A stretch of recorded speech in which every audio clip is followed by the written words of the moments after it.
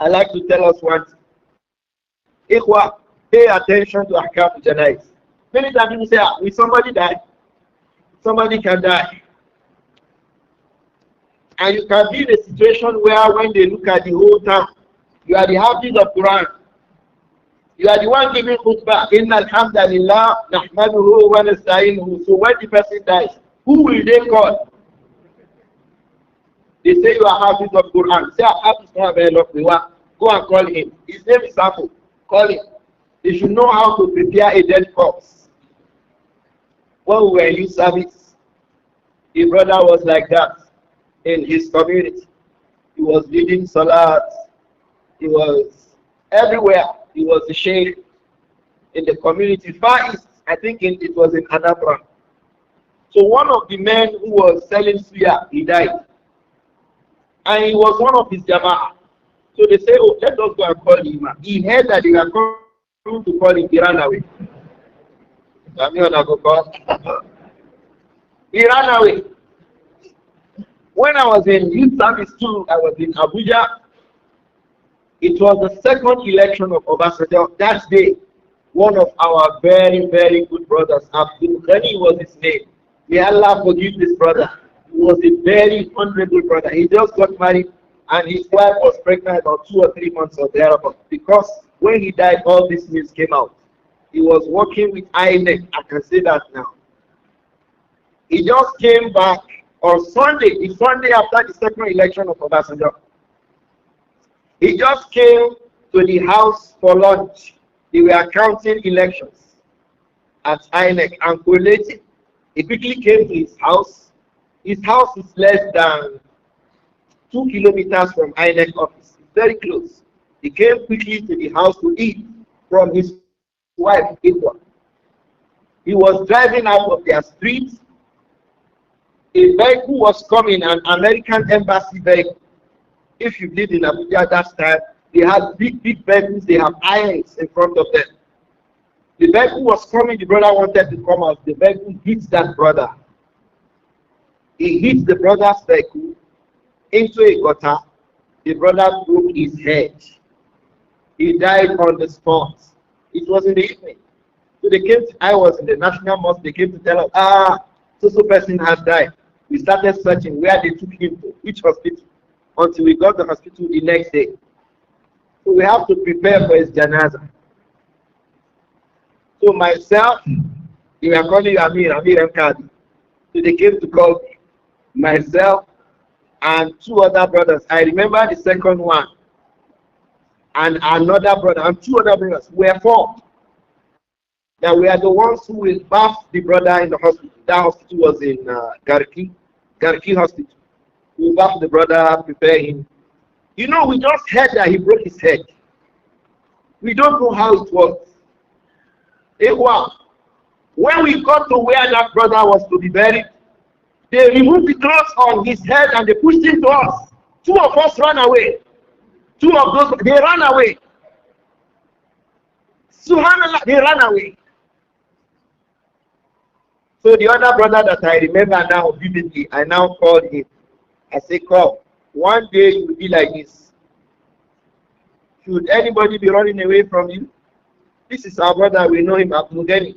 He's looking somehow now, but let us take care of him. It's just today. We are just going to take care of him today. If we run away, who will take care of him? So sometimes you know all these ahkam of fear. We give you, you will run away. And sometimes you know you don't even know the ahkam. It will add to the fear. It's better that you know the ahkam and you are afraid than that you don't know the ahkam and then what? You are now afraid. And then you are the sheikh of the community. Everybody will say sheikh, sheikh, sheikh to you. It starts. Because when you are reading the Quran, it's days. Shurayn, Sheikh Halim Hussein, Alhamdulillah, another bad day because you run away. Don't run away. The same thing, women. Sometimes in a community, a woman dies. You'll be finding women to back that woman who has died and prepare her funeral. Many of the women, because they don't know, And some of them because they know but they are afraid. One of the jokes between, because people always say it, I want to enjoy my husband. Listen, one of the jokes between Aisha radiallahu anha and the Prophet Muhammad sallallahu alayhi wa sallam, Aisha, if you die before me, I will bath you. Radiallahu anha. She too, she will say, oh Messenger of Allah, if you die before me, me too, I will bath you. And when the Prophet died, he was not given that bath by Aisha. Some other people took care of the bath, like Abbas, Ali ibn Abi Talib, Fadl ibn Abbas. These Abdullah ibn Abbas, these were those who took care of the bathing of the Prophet. And Kusam, all of them, they were the ones who took care of the Prophet's bath, not Aisha. But she used to say that I wish that I gave him that bath, as we used to joke amongst ourselves. So one joke a man can joke with his wife is that, Umu, if you die, Nami go back to you. They say, you too, if you die, Nami go back to you. If she does not know the ahkam of janaiz, how will she give back to you? If you don't know ahkam of janaiz, how are you going to give that back to her? I am saying this so that we ought to keep a bold mind, ready to listen, ready to know, so that the evening life never happens.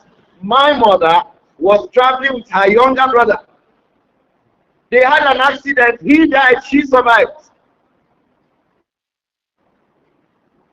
He had to be buried immediately because the way the corpse was, they cannot carry him to anywhere. You know that kind of a corpse? You don't understand. There are some corpses you can't carry it to anywhere. You know what that means? I don't want to say more than that.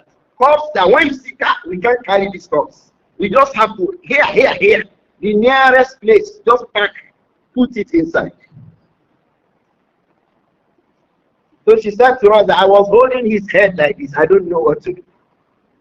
In an accident. This one happened in 1986 or 87. Zayd, when I said 1986, you took a breath.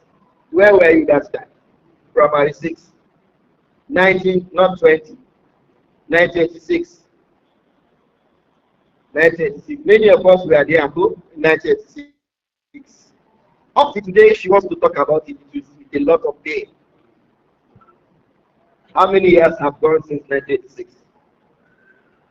Now? Almost 30 years. Go. 39 years. 1986. 39 years. So if you are in that condition, what will you do to your brother? You don't know.